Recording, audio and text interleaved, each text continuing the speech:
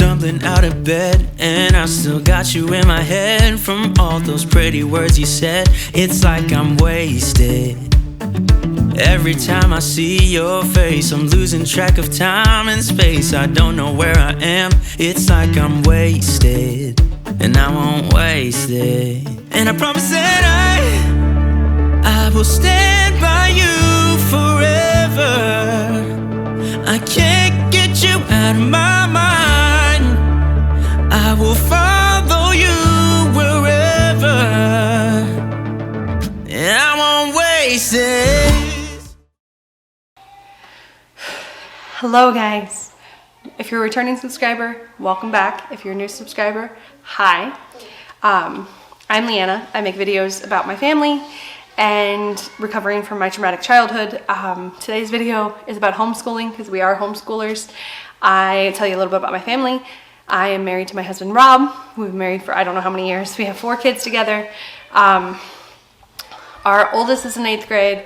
Our oldest daughter is in 6th grade, and our middle daughter is going into 4th grade. So if you clicked on this video, you are here to see 4th grade curriculum.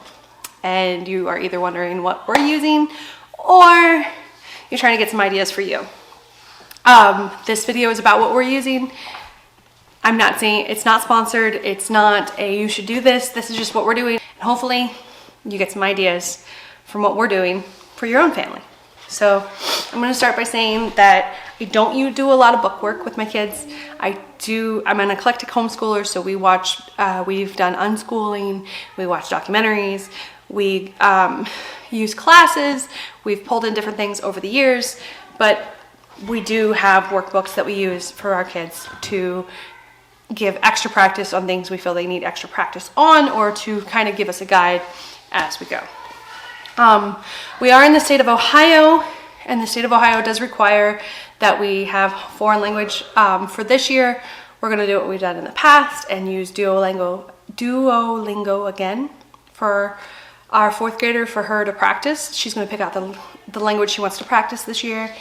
She's done Spanish in the past, and she's done, I believe, I want to say French. She's done a few different languages over the past few years. I'm going to let her pick. She usually does. And she studies and sees what she likes. We're kind of trying to just expose her to different languages and see what kind of sticks right now. To give you a little background about my daughter, she is a very hands-on learner. So we do try to do more projects than book work. But this video is mainly about the books we're going to use this year. For reading, we do have an extensive reading list, and I'm going to do a video dedicated to that because we do reading together as a family, and then they do reading separately. So I figured it's better to just do a whole video on that by itself. And let's just jump on into it. Ow, I just kicked something, so sorry. Okay, so to start off, I like to do a recap of the previous year. We are year-round homeschoolers. So they don't take off a full summer break. They usually end up taking off about a month because we split off the breaks throughout the year. And yeah, they end up taking off about 4 to 6 weeks usually, which I think is about standard for public school now. Go figure. But to start the year off, I usually try to do a review of some sort. Brain Quest now has these bridge books, summer Brain Quest books, which is kind of bridge between previous grade and the new grade, which is perfect because everybody knows with elementary school they do tend to lose some of what they've learned if you take too long of a break. And for a month, it seems to be about the right time for us, but we took a little bit longer break. This year we did about 5.5 weeks. So I'm sorry, I'm readjusting. But we took a little bit longer break, so I did want to get some actual material to go over 3rd grade material again, and this has 3rd and 4th grade in it, so I feel like it'll be the gap to help her remember and move into 4th grade. I do love Brain Quest books because you don't need to buy a bunch of different books to teach them, and it has all the subjects covered.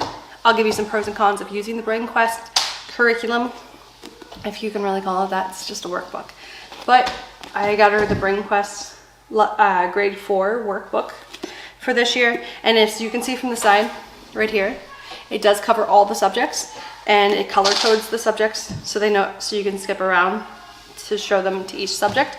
The con is it does not have a lot to go over for one part of the subject. Like when right here, there's a section on Mark Twain, but the way I fill in the gaps with that is we do watch documentaries. I do look up a lot of things on Pinterest, and we watch like I already said documentaries. We go on YouTube, we visit historical sites, and sometimes, and in our reading list, it tends to fill in the gaps because I do try to look at what's going to be covered if I have a workbook like this, and try to find books that will supplement and make the learning process more enriched. One thing else that I got this year that I'm kind of excited about is I did notice that the big box stores like Target and Sam's Club and Walmart are carrying curriculum too. And I got this, which when you see it for the little kids, it's usually called like the big book of kindergarten or the big book of preschoolers, and it's actually really good. We've used those in the past for them when they were little, and now they have second through 6th grade. I might have saw 7th and 8th grade at this store too. I have to double check. But yeah, I got the 4th grade book for her too. So we're gonna use the Brain Quest with this simultaneously. And I find that you have enough ideas between these two books to go over everything they need to know for that grade level. And I'm really excited because now not only is my kindergartner gonna have a book like this, but now I can do this for my older kids, and they're gonna have a full enriched education. The cons of this is I don't have a book that goes, hey, go from A, B, C, D, E, F, G. I have to go and see where I need to add in for extra for them to learn more in depth. We do use the library a lot, so I'm sorry if you can hear my kids screaming in the background. Hold on one second. The pros are with using this type of curriculum is my kid doesn't see a bunch of books and get overwhelmed. The cons are I will have to use some things to supplement, but that's okay because I have a local library that has a lot of books that we can borrow throughout the year, and I have a big library here at home, and you know, Pinterest is my friend. I did get her a workbook specifically for math, which is I got her a couple of workbooks specifically for math. I got her double-digit edition just for practice, and I got her double-digit math multiplication one a day, and I got a single-digit multiplication because honestly, 3rd, 4th, and 5th grade, you just have to get them to do multiplication smoothly. It's just a lot of repetition, and these have a lot of work pages in them for them to practice.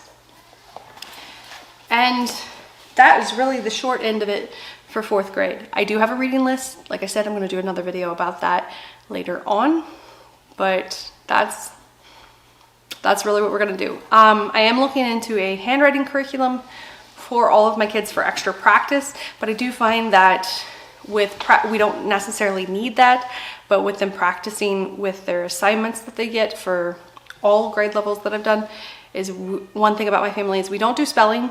We do spelling if they need the extra practice, but we don't do spelling tests because honestly, some kids are not great at memorization and they just need practice. And tests over spelling, there's been research that shows it can actually hit their self-esteem hard, especially if they're not good at memorization. So we don't do spelling tests, but we sometimes do spelling if they are having a hard time where they're reading really well, but they're having a hard time remembering how to spell in order to write out an assignment. And another thing I don't do in the house regularly is handwriting. We try to do journals. We try to make sure that they have enough assignments that they can practice handwriting. But if it does become a problem, we do sometimes get handwriting journals that give them writing prompts that they can sit there and have extra practice at it. We do handwriting. That's a weird statement. Anyways, we do handwriting practice in kindergarten through 2nd grade, but after that, I don't tend to do that if they don't need it. I try to incorporate the handwriting more in the assignment than in just practicing writing period, because my kids tend to get annoyed with too much repetition. They're like, all right, I got it, I'm good. Hence why I have curriculum like this, because they feel like they can move on, especially if they've already got it. Now, we do extra practice and expand upon things that feel like too short of a lesson, but if it feels like it's stuck and they understand, we don't have to keep repeating. We can just move forward, and it's great. That's really all of it for 4th grade. Please stay tuned. I'm gonna have another video for my youngest for kindergarten, even though in the state of Ohio, you don't have to report that they're not attending until they are 6 years old. We're gonna go ahead and start kindergarten this year. We're gonna do a pre-K and kindergarten mashup, because my youngest does turn 5 right before the official school year for the district starts. So technically she would still be in preschool by state standards, but we feel like she's ready to start kindergarten. So I will have a video on that coming out this week or next week.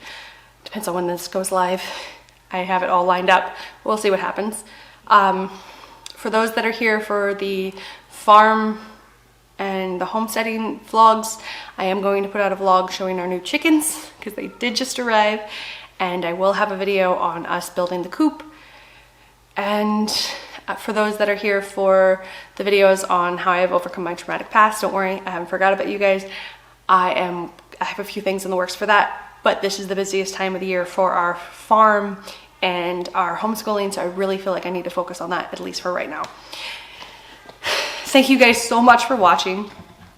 I will have resources for 4th grade for websites we've used in the past to supplement, and links to specific examples of how I have supplemented this type of curriculum in the past in the description box below. I really appreciate all you guys if you stuck around to this part.